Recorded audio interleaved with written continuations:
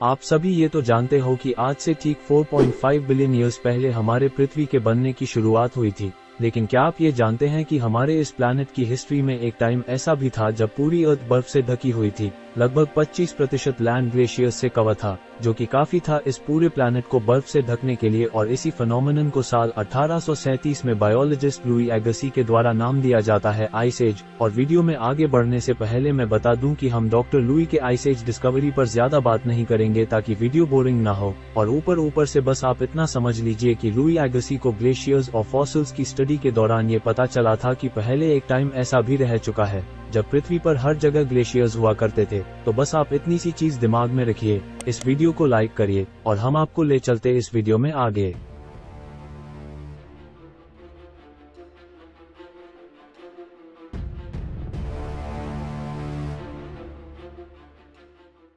जब हम बात कर रहे हैं आइस एज की तो सबसे पहला सवाल तो ये आता है कि आखिर आइस एज होता क्या है। तो इसे आप इस तरह समझिए कि आइस एज एक ऐसा समय होता है जब हमारे एटमॉस्फेयर में कुछ ऐसे बदलाव आते हैं, क्लाइमेट कुछ इस तरह चेंज होता है कि उससे हमारे अर्थ का टेम्परेचर तेजी से नीचे जाने लगता है, ठंड बढ़ने लगती है और जितने भी ग्लेशियर्स अर्थ पर एग्जिस्ट करते हैं वो फैलने लगते हैं। सभी वाटर सोर्सेस तेजी से फ्रीज होने लगते हैं और देखते ही देखते पूरे प्लैनेट पर एक आइस की मोटी लेयर आ जाती है।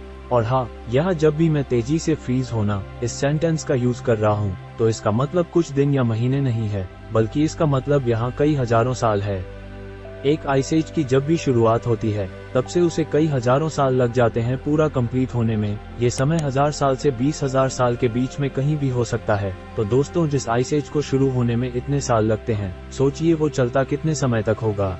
वैसे इसका जवाब बड़ा ही सिंपल है। असल में आइस एज एक सिंगल इवेंट का नाम नहीं है, बल्कि एक पूरा साइकिल है जो कई हजारों सालों तक चलता है। तो जब हमने आपको बताया कि एक आइस एज को शुरू होने में अंदाजन 1000 से 20,000 साल लगते हैं, तो ये वही समय होता है जब आइस एज शुरू होता है। और जब कई सालों बाद पूरी अर्थ बर्फ से कवर हो जाती है, तब आप इसे आइस एज का एंड बोल सकते हैं। तो ये जो स्टार्टिंग और एंडिंग के बीच का समय है, इसे ही आइस एज कहा जाता है। और आइस एज कितना लंबा होगा ये भी इसी पर डिपेंड करता है। अगर आप ये समझ गए हैं तो हम चलते अपने दूसरे बड़े सवाल पर कि आखिर ये आइस एज शुरू कैसे होता है। तो अगर हम साइंटिस्ट की सबसे बेसिक थियरी पर ध्यान दें तो उसके मुताबिक जब भी सन की रोशनी जो अर्थ को हिट करती है वो अपने नॉर्मल स्टेट से बहुत कम हो जाती है, खासकर की नॉर्दर्न लैटिट्यूड्स में, जो कि नॉर्थ पोल के पास के एरिया को कहा जाता है। तब कम सनलाइट के नॉर्दर्न लैटिट्यूड्स तक पहुंचने से टेम्परेचर तेजी से नीचे जाने लगता है और अर्थ पर मौजूद ज्यादातर पानी फ्रीज होने लगता है, जिससे की शुरुआत हो जाती है एक आइस एज की। और जब भी आप आइस एज के बारे में सोचते हो तो आपके दिमाग में एक बिल्कुल ही ठंडी जगह की इमेज आती होगी। मगर हम सबसे रीसेंट आइस एज की अगर बात करें तो उस समय अर्थ का नॉर्मल टेम्परेचर 8 डिग्री सेल्सियस तक होता था। लेकिन ये बात सुनकर आप इससे भी ज्यादा हैरान हो जाएंगे कि आइस एज में अर्थ का टेम्परेचर हमेशा ठंडा नहीं था।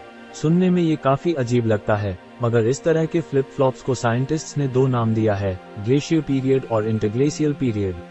ग्लेशियल पीरियड अंदाजन 10,000 साल तक चलते थे और इस समय टेम्परेचर सबसे ज्यादा ठंडा होता था और लगभग पूरा प्लैनेट बर्फ से ढका होता है। वहीं दूसरी ओर इंटरग्लेशियल पीरियड कुछ हजारों साल ही चलता है और इस समय अर्थ का टेम्परेचर वैसा ही होता है जैसे आज के समय में अर्थ पर है। अब अगर आप समझ चुके हैं तो आप बिल्कुल सही सोच रहे हैं। जी हाँ, हम आज एक आइस एज में ही जी रहे हैं। इस वक्त अर्थ का टेम्परेचर बिल्कुल मॉडरेट होता है और इस आइस एज को साइंटिस्ट्स ने नाम दिया है प्लाइस्टोसीन आइस एज, जो आज से ठीक 2.5 मिलियन साल पहले शुरू हुआ था, जो कि कुछ 25 लाख साल होते हैं। इनफैक्ट कुछ लोगों का तो ये भी मानना है कि ये आइस एज इससे भी कई साल पुराने आइस एज का ही पार्ट है जो आज तक चालू है। और अब ध्यान से अपने स्क्रीन पर इन दो इमेजेस को देखिए कि आइस एज के दौरान अर्थ कितनी अलग दिखती थी आज के समय से। अगर आप ध्यान से देखें तो पता चलता है कि एक बहुत बड़ा प्लैनेट का पार्ट आइस एज के टाइम पर बर्फ से ढका हुआ था। वहीं दूसरी ओर आज के इस मैप में सिर्फ ओशन और लैंड के अलावा और कुछ नहीं दिखता।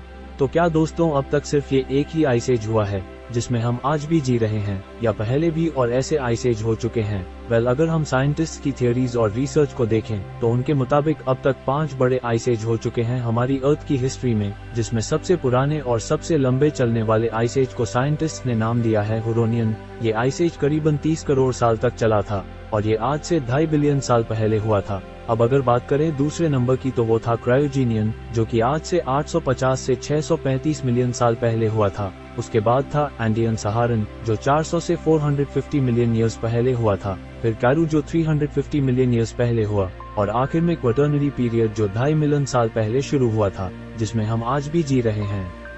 अब दोस्तों समय में फिर पीछे चलते हैं और जानते हैं आखिर वो कौन से रीजन्स थे जिन्हें आइस एज ने सबसे ज्यादा अफेक्ट किया था। वैसे तो आइस एज का असर नॉर्थ पोल से लेकर पृथ्वी के हर कोने पर देखा गया था, लेकिन नॉर्थ अमेरिका और यूरोप 2 ऐसे कॉन्टिनेंट थे जिनमें आइस एज का सबसे ज्यादा असर देखा गया था। उस समय वहां का एवरेज टेम्परेचर 8 डिग्री सेल्सियस तक होता था, जो कि सुनने में बहुत ज्यादा नहीं है, मगर उतना टेम्परेचर काफी था पूरे नॉर्थ अमेरिका और यूरोप को एक आइस की शीट से ढकने के लिए। और उस समय अर्थ का एटमॉस्फेयर काफी ड्राई था। सी लेवल्स आज के कंपैरिजन में 400 फीट नीचे थे, क्योंकि आधे से ज्यादा पानी बर्फ बन चुका था। और ग्रासी प्लेन्स में स्प्रूस और पाइन जैसे पेड़ ज्यादातर हुआ करते थे, क्योंकि यही कुछ स्पीशीज थी जो उस क्लाइमेट में आसानी से सरवाइव कर पाई। लेकिन पेड़ अकेले नहीं थे जो आइस एज के समय सरवाइव कर रहे थे। कुछ ऐसे एनिमल्स भी थे जो उस समय सरवाइव कर रहे थे, जिनमें से आज काफी स्पीशीज एक्सटिंक्ट हो चुकी है। अगर बात करें उन जानवरों की स्पीशीज की जो आज भी जिंदा है, तो उसमें आते हैं रेनडियर्स, ब्राउन बियर्स,